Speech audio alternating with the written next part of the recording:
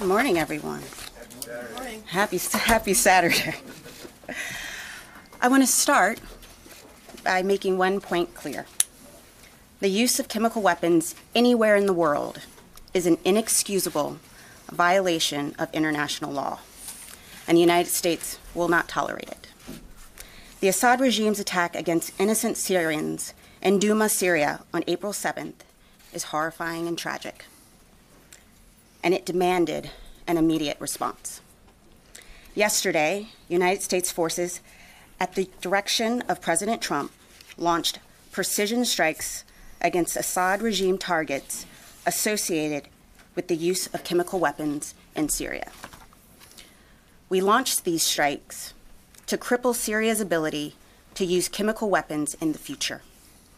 We were joined by the United Kingdom and France, who demonstrated solidarity in addressing these atrocities. Americans are united in condemning Syria's inexcusable use of chemical weapons, which no civilized nation would tolerate. We are encouraged by the support we received from the senators and congressmen on both sides of the aisle. We are also extremely proud of the United States service members who carried out this operation last night.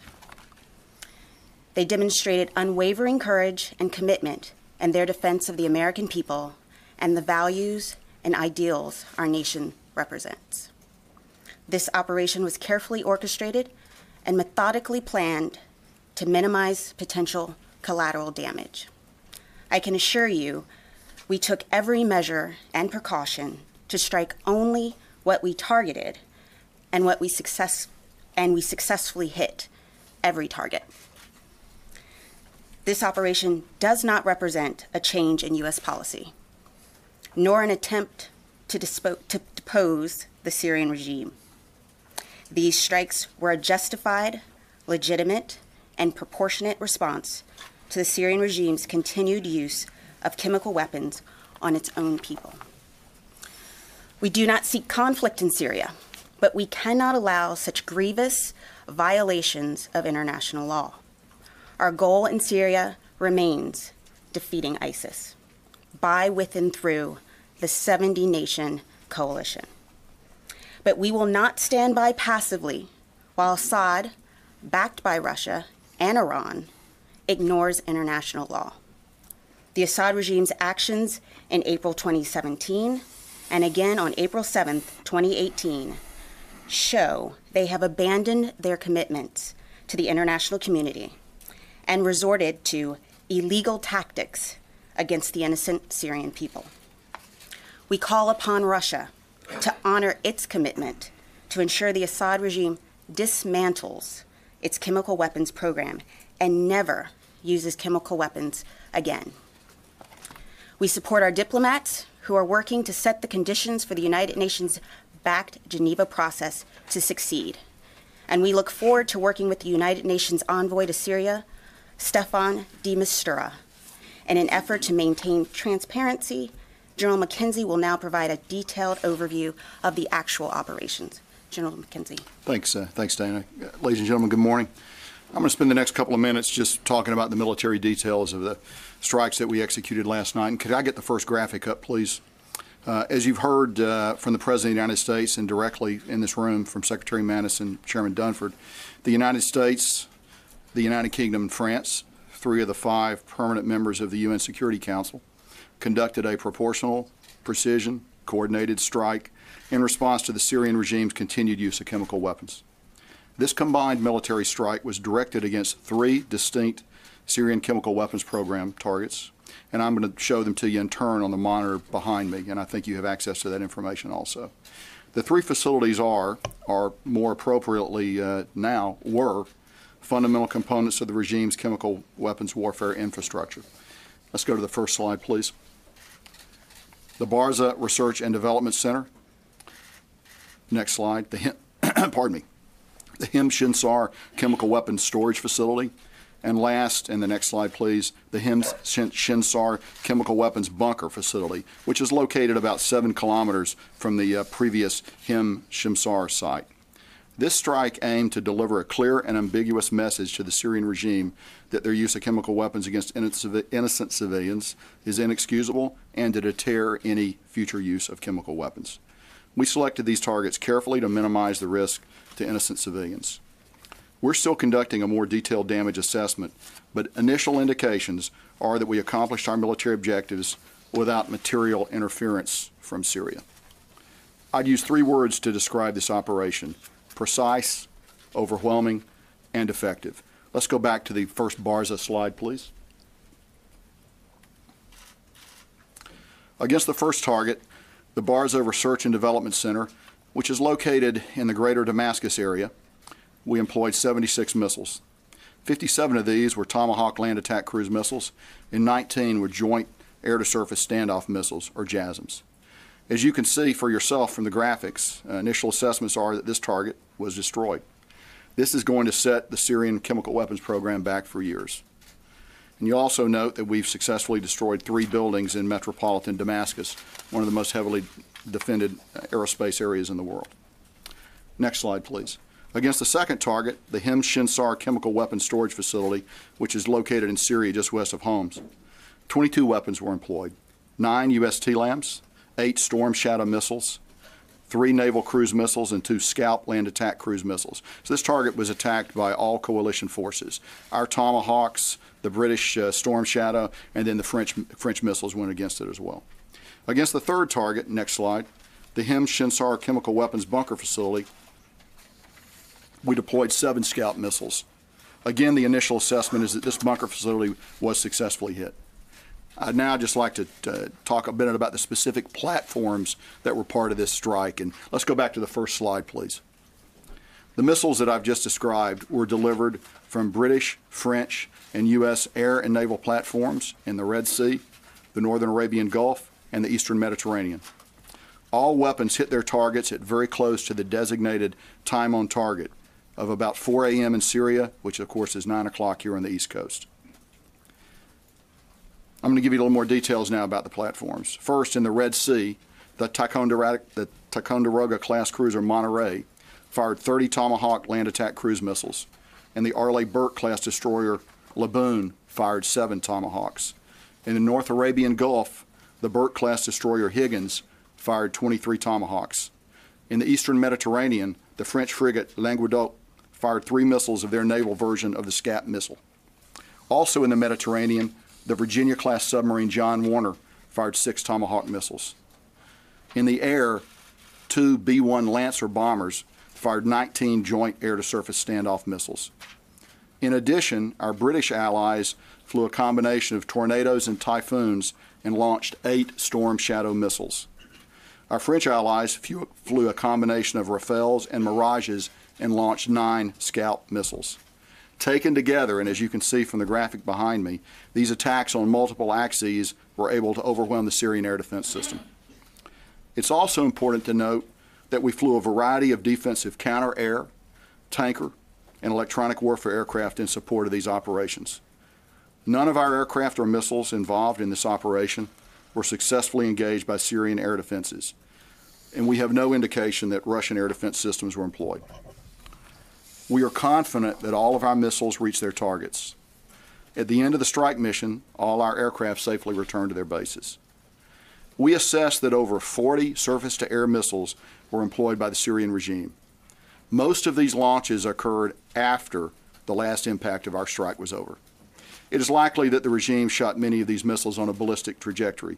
I mean by that, without guidance. And we assessed that the defensive efforts of Syria were largely ineffective and clearly increased risk to their own people based on this indiscriminate response. When you shoot iron into the air without guidance, it's going to come down somewhere. By contrast, the precise nature of our strike and the care which our Allied team planned and executed significantly reduced the risk of collateral damage to civilians. In summary, in a powerful show of Allied unity, we deployed 105 weapons against 3 targets that will significantly impact the Syrian regime's ability to develop, deploy, and use chemical weapons in the future. It's been said before, but I want to emphasize again that by comparison, this strike was double the size of the last strike in April 2017, and I'd also emphasize that this strike was a multinational effort. The precision strike was executed with France and the UK, demonstrating our unquestionable resolve. I'd like to close by noting that since the strike, we have not seen any military response from actors within Syria, and we remain postured to protect our forces and those of the coalition should anything occur. Dana, back to you. So with that, we'll take your questions. Bob. Thank you. General McKenzie, you said that you assessed initially that the attack cumulatively set back the Syrian chemical weapon program for years. Can you elaborate on that? Ms. White said that it was intended to cripple it. Can you be more specific? Sure. I think about that? I think we. Well, as of right now, we are not aware of any. I'll answer that part first. As of now, we're not aware of any civilian casualties. Now, I would also note, and as I said in my prepared remarks, the Syrians shot 40 large missiles into the air last night. Those missiles came down somewhere, and so we should just recognize that's a part of this. That's a part of this equation too. But we don't. Right now, we have no reporting of any civilian casualties against any of the targets that we struck, and we'll continue to look at this closely as we go ahead. So, very briefly, the first part of your question, particularly the Barza facility, is a core site for them, and as you can see from the graphic, it does not exist anymore. And we believe they've lost a lot of equipment, they've lost a lot of material, and it's going to have a significant effect on them. So, I think the words cripple and degrade are good, accurate words. Tom. Secretary Mattis said last night he was pretty convinced that chlorine was used. He's still waiting on sarin. He also said he was confident that the Syrian regime mounted these chemical attacks. What evidence do you have of both, of chlorine and of the Syrian attack? And also the OPCW is on the ground now. They're collecting information on that. We are still assessing, but as the Secretary said last night, he is confident of the evidence that we already had, and which is why he recommended the strikes last night. But we are still assessing and getting details, and we can provide more details once we have them. Well, can you give us a sense of what evidence you do have? There's various intel, and I won't speak to that. But when we have more evidence and more details, I will come back to you, Tom. Barbara. For both of you, first, General McKenzie, could you speak about in Barza and these other facilities, are you convinced there were chemical agents inside at the time of the strike? How did you mitigate not having a dispersal of a chemical agent cloud? And Dana, yesterday the President talked about the possibility of a sustained response. And the Secretary last night spoke about this being a single strike at this time. Could you help people understand, is there a difference there? What are they both talking about? But for both of you, please. Sure. I'll start, Barbara. So as we look at each of these targets, we have a variety of sophisticated models, plume analysis, other things to calculate the possible effects of chemical or nerve agent being in there. In relation to the Barza target, yes, we assessed that there were probably some chemical and nerve agents in that target. However, we believe that by the way we attacked it, the attack profile that we used, the way our weaponeers looked at it, we were able to minimize that. And so I just leave it at that. You'll be able to judge over the next few hours the results of that, but we believe that we successfully mitigated against the fact that there are illegal and unauthorized weapons at these sites. Just to interrupt very briefly, are you doing any post-attack air sampling to see if there was any dispersal? We look at the target through a variety of means. Okay. And with respect to his comment, I think the operative word is, the words were "at this time." What happens going forward has everything to do with the Assad regime. We sent a very clear message last night, and we hope that he heard it. Joe. General McKenzie, have you had any contacts with the Russians through the deconfliction lines in the aftermath of these operations, or are you planning to have such contacts in the next few hours? As you know, the deconfliction channel, which we use between we and the Russians, has operated frequently over the past few months. It continued to operate frequently leading up to this strike and in a routine basis after the strike. Hans. General McKenzie, the 3 targets that you struck, were those manufacturing or researching chlorine or sarin? A little of both, and particularly in the Marza target, but there's a little of both. And did any of these facilities have any other non-military application? No, they're essentially, this is what they do principally. There may be other activities that are carried on there, but this is the core activity associated with these sites. Phil. You said that none of the Russian air defenses were not turned on. How do you explain that? Was there an agreement? I'm sorry, I didn't say the Russian air defenses were not turned on. I said they weren't employed. They weren't employed, I'm sorry. Was there an agreement with the Russians that they would not employ their air defenses? And then also, you said that the Syrian air defenses did not have any significant impact on the operations. Is that to say that there was no interception of any of these missiles that were fired? Sure. So we did no coordination, no agreements with the Russians before the strikes. Important to know that. We deconflict, we do nothing more than that. And I want to say that to the best of our ability to determine at this time, no Syrian weapon had any effect on anything that we did. Tara. Thank you. Dana, for you, last year when a similar type strike occurred, there was an assessment that it had degraded Syria's ability to generate chemical weapons, yet a couple of months later the Pentagon thought that that specific airfield was right back at it. What assurances do you have now that you've significantly degraded Syria's ability to generate chemical weapons? And then for General McKenzie, that slide appears that the B-1s were escorted by U.S. fighters. Could you tell us who escorted the B-1s and what type of surface-to-air missiles were shot out in the air, the 40? And then getting back to the Russian defenses, if their defenses weren't employed, were Russian radars at all employed? Were they painting any of the U.S. aircraft? So I'll take the first one. Last year, the focus was on the delivery. This time, the strikes went to the very heart of the enterprise, to the research, to development, to storage. So we are very confident that we have significantly crippled Assad's ability to produce these weapons. Could I follow up on that, Dan? Let me just answer. I got you. So the B-1s employed JASM, our Joint Standoff Missile. So that was the weapon that they used. B-1s were accompanied by U.S. fighters up to the launch and release point. There's a normal way you'd integrate an air package to provide protection to the bombers, just as the French and British aircraft were accompanied by their own fighters as part of an integrated package that provides defense for the shooters. Additionally, we positioned defensive counter-air around the theater, and in fact, that's still operational right now as we observe the potential Syrian response. Were the escorts Raptors? I don't know the answer to that question, but we'll get back to you. I just don't know that. David, go ahead. There were reports that these facilities, or reports today, that these facilities had been evacuated in the days prior to yesterday's strike. Do you have any indication, either of you, that that's the case? And wouldn't that, to some degree, degrade your assessment of the damage that's been done to the regime? Well, sure. The Syrian regime knows that we've been looking at these targets for a long time, so it is possible. It's possible that some people might have left it. We also chose to strike it at 3 o'clock in the morning, 4 o'clock in the morning local time. So we weren't trying to kill a lot of people on the objective. If so, we would have struck at a different time of the day. I believe, however, that there is material and equipment associated with each of these sites that was not movable, and that's the source of that's what really sets them back. And to go back to an earlier question, that's really the difference between striking an airfield and essentially a delivery platform and a research, development, and generation part of the facility. This is far more damaging to Syria. Michael.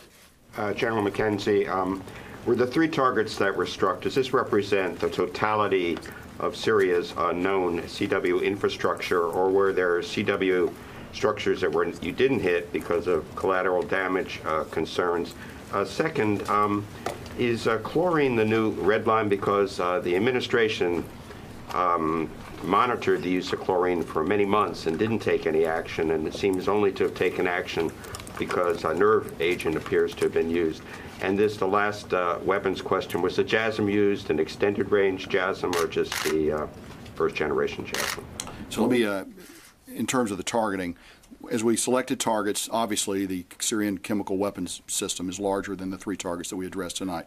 However, these are the targets that presented the best opportunity to minimize collateral damage, to avoid killing innocent civilians, and yet to send a very strong message. We could have gone to other places and done other things, but we, in close coordination with our allies, decided these were the ones that best fit that criteria. So there's an element that is not part of the. There are other elements, and we'll continue to examine those as we go forward. So we did employ the JASM ER.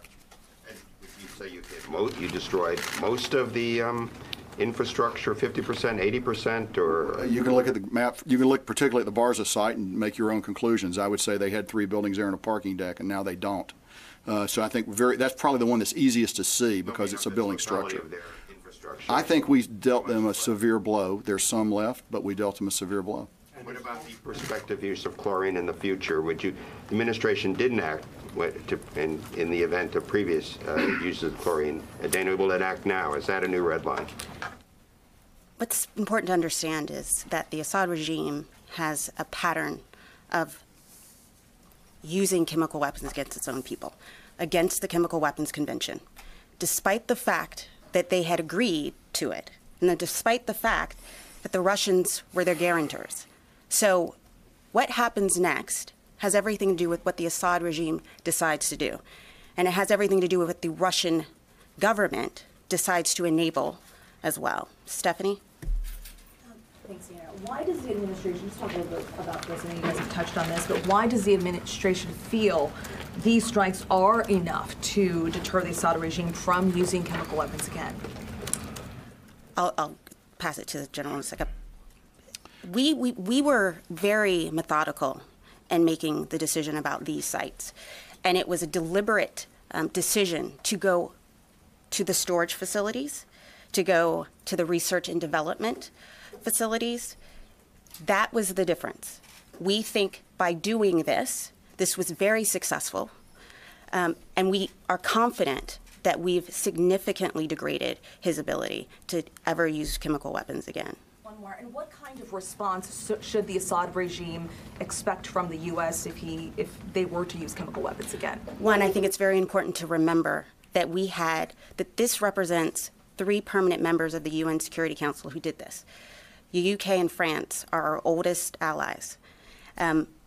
This is about values. We did this because it's intolerable for any civilized nation to tolerate the use of chemical weapons. Thank you. Missy. Thank you. I just have one follow-up on Michael's question for you, General, and a question for you, Dana. General, can you just, to press you a little bit on the chemical weapons program, can you give us an idea of, should the American public understand that this is a minority of the existing chemical weapons programs? Is this more than half? Is there any way you can give us a better sense of the scale of what these 3 sites represented? Also for you, General, how long did the strike last? How many minutes, hours? And Dana, for you, can you just comment on, to put this a little bit in the context of the broader civil war? I know that the U.S. policy is not to get engaged in the civil war, and that the objective is to get to a negotiated settlement eventually. But we have this significant military response to chemical attacks that in this instance killed an estimated 45 people. At the same time, the Assad regime has continued to use conventional means to attack women and children, civilians repeatedly using barrel bombs and other means. Can you just talk about that? How should people understand the difference in the response to these more isolated chemical attacks and the ongoing conventional attacks by the Assad government on its own people? It is clear to everyone that the Syrian people have suffered for too long. And it's why we are 100% behind the UN-backed Geneva peace process. And we encourage our allies and partners in the region to also help facilitate that conversation. We have a new UN envoy, and this is an opportunity to really put real steam behind the process. But our mission in Syria remains the same. It is to defeat ISIS. It is not to be involved in the civil war. Christina. So, sorry. It's Christina, yeah. I'm sorry. There you go. Missy, so your 2-part question. First, we believe that by hitting Barza in particular, we've attacked the heart of the Syrian chemical weapons program. Now, I'm not saying that they're not going to be able to reconstitute it. And I'm not saying that it's going to continue. But this has dealt them a very serious blow. So I think that's the core of what I'm saying. Second point is, how long did the attack last? As you know, an operation like this has many, many elements. From a 0-400 time on target, which all our missiles impacted within a minute or 2 of that time, really several hours before you begin to launch tankers, you begin to launch intelligence aircraft, you begin to do a variety of things. Probably a couple hours before would be the period of maximum intensity for the mission. That's when you're beginning to spin and launch the TLAMs from the ships. That's when your other aircraft are beginning to get to the point where they're going to release their missiles. But the operation actually many hours before in order to just get set up. Christina. What would trigger another wave of coalition attacks? Are we talking another chemical weapons attack or retaliation? And do we expect any retaliation either from the regime, the Russians, or the Iranians? I can't speculate on what could happen, but what I will tell you is that this, we took action, and what happens next is the decision of Assad. Expect any kind of retaliation? So I can't speak to that, but I can tell you that we're ready for it. We're postured both in the region and globally. We're on the balls of our feet, and we're ready for anything. Tony. General, a couple questions. One, was this the least extensive of all the options that were crafted? Can you give us a feel for how many options were put together, and was this the one that would meet at the least amount of damage? So I would tell you that we can't comment on options we present to the president. That's a choice he makes, so I'm not going to be able to discuss that. I will tell you that of all the options, carefully looked at ways to minimize collateral damage. You balance always minimizing collateral damage against getting maximum effect. These are three targets that seem to hit the sweet spot and do that. One follow-up. What impact did the very public prelude to this attack have on military planning in terms of enveloping in maybe a 21st century bodyguard of lies, in terms of deception on ship movements? What impact did it have on possibly launch accesses of the aircraft or ships used? We were all focused on the Donald Cook, and the Donald Cook wasn't used. Can you give some sense of that? Sure, if I could build on your bodyguard of lies comment. The truth is, it had no effect on military planning. It had no effect on military planning. David. Yes? Okay. David Martin. I thought I heard you say that this strike put more steam behind the Geneva peace process. How does this help bring peace to Syria? The UN, we have been very clear about the fact that we fully support the UN-backed Geneva process. Sochi has failed. Our focus remains defeating ISIS. It is not to get involved in the Syrian civil war. We call on all nations, and I think the demonstration of our allies, France and the UK, helping us, demonstrates that we are serious about the fact that chemical weapons use is intolerable, it's inexcusable, but we will remain committed to the 70-nation coalition to defeat ISIS. But how does preventing the use of chemical weapons affect the outcome of the Syrian civil war? It affects it by, again, demonstrating to the world that this is a heinous regime. This is a regime that murders its own people daily. We, yesterday, with the help of our allies, addressed the fact that they continue to use chemical weapons against their own people. We continue to hope and urge, and we're confident that the UN process will move forward. But our mission remains to defeat ISIS. There is still work to be done, and we will do it. Right here and right here. I'm going to ask three quick questions. First, were you ready yesterday to engage Russian targets in case Russia responded to that attack? Second, you keep talking about the current Syrian chemical program. Can you give us an idea about the size of this program in comparison to what the regime had before dismantling it? What is in percentage? And third, you're talking about evidence of chemical weapons attack. We haven't seen any evidence, really. That's what you're saying. However, there's an organization on the ground in Syria, the OPCW, and it will conduct an investigation. Why didn't you wait for that investigation to end? Well, let's remember that OPCW and others have been blocked from entering Ghouta and Douma. That's because of the Assad regime. We need to remember that everything that's happening with respect to the murder of these people, innocent people, is the responsibility of the Assad regime. So we were very confident about the evidence that we had. And it was clear. And the Secretary said yesterday, he was very confident about the intelligence as well as the evidence, and that's why we moved forward. The two other questions on Russia and the size of the Sure. chemical We have program. an active, effective deconfliction channel with Russia. It's been used months before this attack. It was used through this strike, and it's been used afterwards. And I'm not going to be able to comment on anything more specific on that. The size of the program, the current program that what the Syrian regime has now?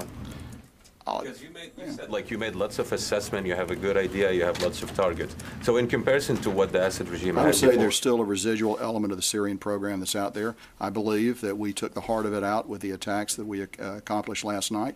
I'm not going to say that they're going to be unable to continue to conduct a chemical attack in the future. I suspect, however, they'll think long and hard about it based on the activities of last night.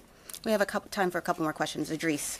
Thanks, Dana. President Trump tweeted about an hour ago, mission accomplished, which of course historically has not borne out when the phrase has been used. And you're saying that if, you've left the option open for future strikes in case chemical weapons are used again. So could you sort of reconcile those two statements, mission accomplished and could be used in the future? And in terms of authorities, if there are other strikes, does Secretary have to go to President Trump, or has he been delegated the authority to carry them out as he sees fit? So to your first point, last night operations were very successful. We met our objectives. We hit the sites, the heart of the chem weapons program. So it was mission accomplished. Give me your second part. Second part is the authorities question.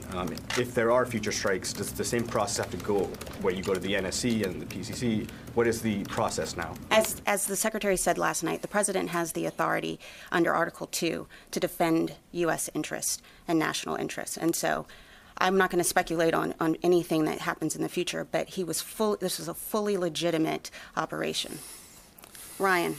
General McKenzie, did the Chairman of the Joint Chiefs, General Dunford, did he communicate with General Gerasimov in the days or hours leading up to this strike? And then, in addition, do you assess that this has actually fundamentally changed the military balance of the Syrian civil war, or is the Assad regime maintaining its advantage?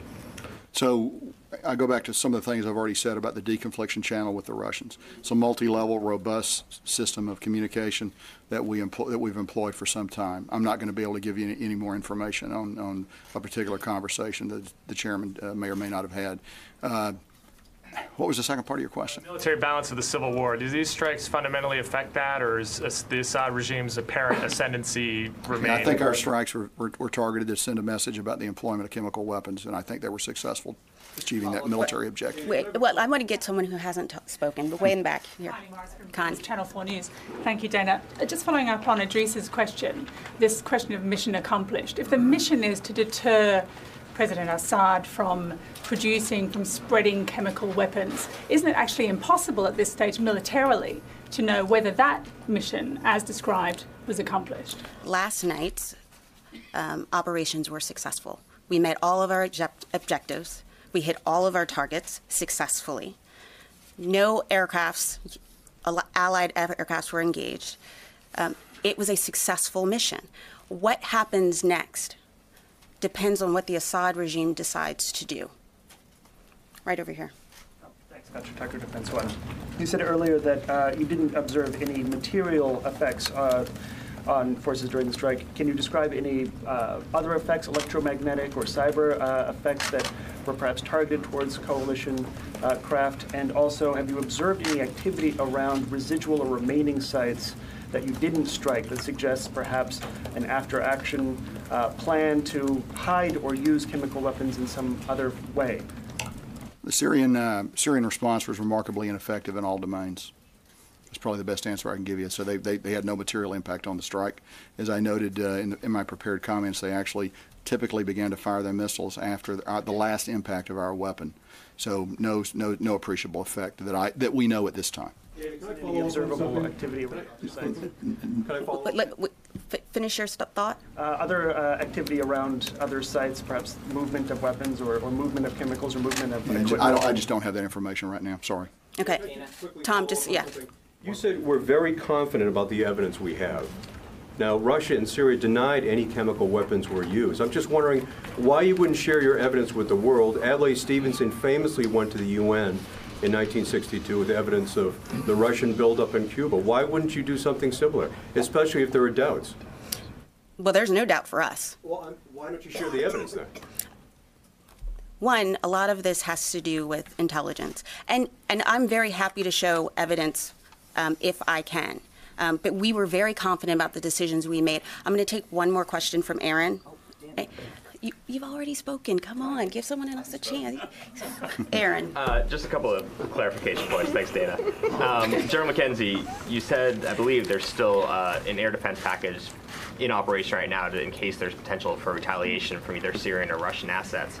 How long do you intend to keep that package in the area, specifically keeping an eye on if there's kind of a retaliation to this strike? And then during the strikes last year, a couple of the TLAMs, I believe, failed, just not because of interference, but they just failed. Were there any weapons that didn't make it to their targets this time? None of our Tomahawks experienced any problems. Weapons? I don't believe so, no. Okay. And your last question, we typically keep DCA over deployed forces in eastern Syria. So typically we've got aircraft up over them. So this would, as we open in time from the event going forward, the commander will continually readjust the air defense posture that we've got. Right now it's robust, and we'll keep it robust for a while, then we'll make adjustments just based on our observations of the environment. Lucas. General, the Syrian government is saying they shot down over a dozen Tomahawks. Are they lying? And what Syrian military units did you strike? And for the people at home, can you explain this deconfliction? You say you didn't coordinate or give a heads up to the Russians, but you said you deconflicted. And Dana, finally, you say you want to avoid conflict with Syria, yet with all due respect, you just lobbed a couple dozen Tomahawk cruise missiles into the country. Can you explain that? Our mission stays the same. It's to defeat ISIS. But Assad's actions were beyond the pale. Again, we will 100%, and we are supporting Envoy de Mistura. We will continue to do that because we want a diplomatic, political resolution to the Syrian conflict. But civilized nations can't let what's happened in Syria stand. So with that, I'm going to... Oh, sorry, go ahead. Sure. So you asked about deconfliction. Probably the best way to understand it is this. The Russians don't have a veto on anything that we do. And that's probably the best way to describe it. We're not cooperating with them in Syria. We don't want to get into a fight with them. They don't want to get into a fight with us. The best way to do that is to share certain information about what you're doing, carefully metered out by us, and I'm sure the same by them. But we're not cooperating with them, and they have no veto over what we do. At the same time, we owe it to our servicemen and women and those of our coalition partners to do the best we can to simplify the environment in which we're going to fight. So the deconfliction mechanisms allow us to do that. As to the last part of your question, I can't help you with what the Syrians are saying or not saying. What I'm telling you is what actually happened. And on that point, as Secretary Mattis said last night, the Russian disinformation campaign has already begun. There has been a 2,000% increase in Russian trolls in the last 24 hours. Therefore, we will keep you all abreast of the facts moving forward. Thank you all very much. General, does this operation have a name?